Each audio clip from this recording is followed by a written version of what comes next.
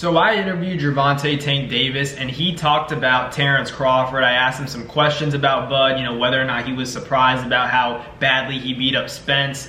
And, Tank was having some interesting points about Terrence Crawford and Snac. He talked about how, obviously Bud has been hurt before. He's been hurt in the lower weight classes, got hurt by a common opponent of Tank, Yorkis Gamboa, and obviously Gamboa hurt Bud in that fight, and then Bud went out to stop this fighter, Gamboa, and ultimately people are questioning, getting closer to the Canelo fight, Bud's putting on some size, and people always bring up the topic of Snac. And when I talked to Tank, he said that Snac stuff is weird, because if Bud got hurt by Gamboa, how is he getting so strong all of a sudden? How is he, beating up these bigger guys? What's the explanation for that? So it's clear that Tank and Bud, they don't have the best relationship where, you could just flat out say that these dudes don't like each other. That's boxing. It's common in the sport. Egos get involved, man versus man. And Tank obviously was a, supporter and a friend. He still is a friend of Errol Spence Jr. And then obviously Bud, did what he did to Errol Spence. So Tank and Bud don't like each other, but there are talks about Snac and the controversy surrounding it. You could talk about Devin Haney, Vada. Snac has just been such a big conversation in the boxing world right now. Honestly, I don't love that, there's even brands, companies out there that are, advertising that they could give, supplements that will give you an edge in boxing, because everybody in boxing, like everyone who really supports boxing, wants an even playing field for both fighters. So like if there's a brand, and I'm not saying Snac is bad for boxing or whatever the case may be, but the thing is, like, it should be accessible to all fighters, and it just seems like this brand in particular has its favorites. You could talk about Devin Haney, Terrence Crawford, but ultimately, like, we want a level playing field, and we don't know whether or not, it is leveled when these guys have these Snac supplements. I don't know what's in them. Do you guys know what's in them? They've been around for years, have been around a lot of big names, big fighters, but ultimately Victor Conti has been found guilty to be using PEDs, giving them to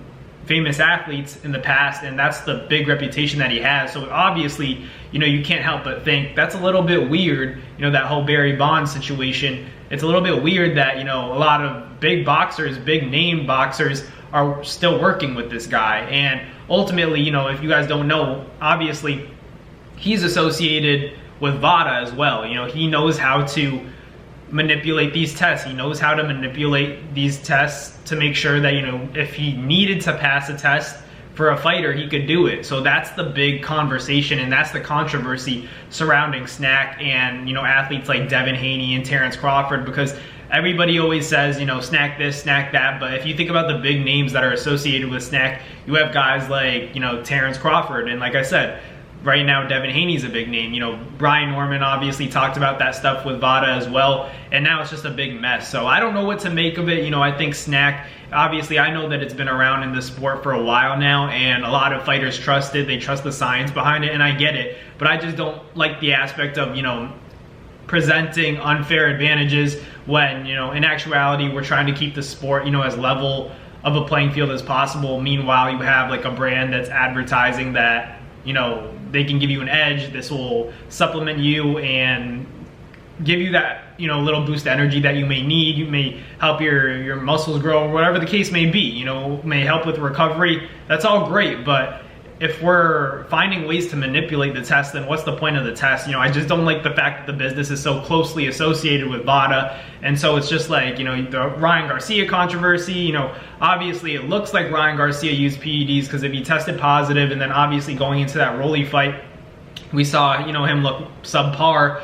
to say the least, not really throwing any punches, being very tentative, and his behaviors changed. So there's a lot to take into account, but like, you don't really know what's going on. You don't know what's going on. If this guy that's the head of Snac, if he knows how to beat these exams, he knows how to beat these drug tests, who's to say that, guys like Bud, guys like Devin aren't, having fake tests and then they're getting passed? I'm not trying to say that they're cheaters, but, that's what a lot of boxing fans are saying. But, Terrence Crawford's obviously being tested. you know, for that Canelo fight, and Devin's gonna get tested as well. He wants to make sure that it's a clean fight because obviously with what happened to Ryan Garcia, but Snac is just a mess right now. So let me know in the comments what you guys think about Snac and Victor Conti and Vada. Obviously a lot of controversy, but you know, Tank saying that Snac is a little bit suspicious, especially with Terrence Crawford, you know, moving up in weight, seemingly getting stronger as he's gone up in weight, but you know, getting hurt by smaller fighters physically. So let me know in the comments what you guys think. Hope you guys enjoyed today's video. Like, comment, and subscribe, and I'll catch you guys